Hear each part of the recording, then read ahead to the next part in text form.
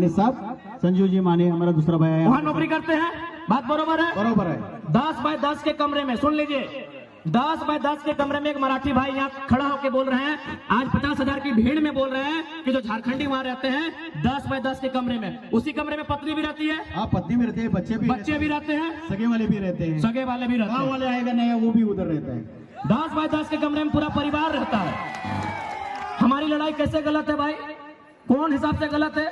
अब एक बात हम क्लियर कहना चाहेंगे, जो लोग हमारी बात को सुन रहे हैं वह झारखंड के अलावा किसी राज्य से रहे, हमारी लड़ाई किसी राज्यवासी से नहीं है, बात को समझिए। हम बात कर रहे हैं 1932 खतियान की। अब सवाल है कि 1932 का खतियान का मतलब ये थोड़ी है कि जो लोग खतियानधारी नहीं है राज्य से चले जाए, ऐसा किसने कहा आपको? बिल्कुल नहीं। पहले समझिए कि खतियान का इस्तेमाल कहाँ होगा, खतियान का इस्तेमाल कहाँ होगा, उसका उपयोग कहाँ होगा। न हम लोग मांग कर रहे हैं कि खतियान के आधार पर इस झारखंड की स्थानीय नीति बने, क्योंकि सभी झारखंडी नहीं होंगे, 140 करोड़ लोग झारखंडी नहीं होंगे। बात को समझिए, जितने भी गैर झारखंड के लोग यहाँ रहते हैं और अपने राज्य में भी, यानी दोनों राज्य में रहते हैं, बात को समझिए। भारत की अभी जनसंख्या मान के चलिए अनुमान 140 करोड़ है, अनुमान मानते हैं, और झारखंड की जनसंख्या मोटा मोटी 3.5 करोड़ है। तो भाई पूरा का पूरा 140 करोड़ झारखंडी नहीं हो सकता है, समझिए बात को। 140 करोड़ जो भारत की जनसंख्या है वो सबके सब झारखंडी नहीं हो सकते हैं। तो झारखंडी कौन है? तो जो झारखंड के भूभाग में रहते हैं। तो हमारे खतियान आधारित नीति का मतलब है कि इस राज्य के जो मूलवासी हैं, इस राज्य के बाहर जिनका सरकारी नौकरी के अलावे किसी सरकारी दस्तावेज में कोई नाम नहीं है, क्योंकि बहुत कोई रेलवे का नौकरी करते हैं, कोई इलाहाबाद में है, कोई कानपुर में है, कोई कर सेंट्रल नौकरी कोई कहीं कर सकता है, तो वहां सरकारी नौकरी में उसका नाम हो सकता है, लेकिन उसके अलावे उसका नाम किसी दस्तावेज में नहीं है।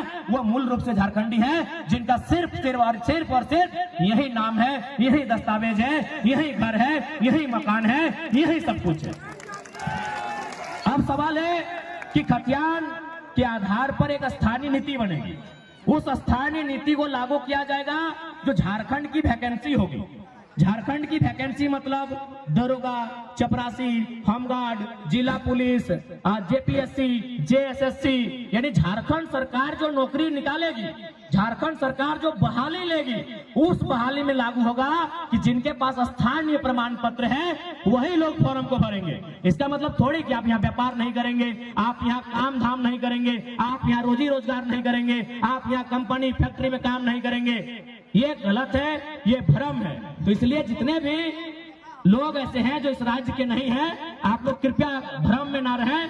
हमारा मांग क्या है, हमारा आंदोलन क्या है, उसकी असलियत को समझने का काम करें। और मैं बिल्कुल कहता हूं, जो लोग ईमानदारी से, जो लोग निष्ठापूर्वक इस विषय को समझते हैं, वो कर रहे हमारे साथ खड़े हैं। और साथ ही साथ इसलिए उस भ्रम से आप बाहर निकलिए।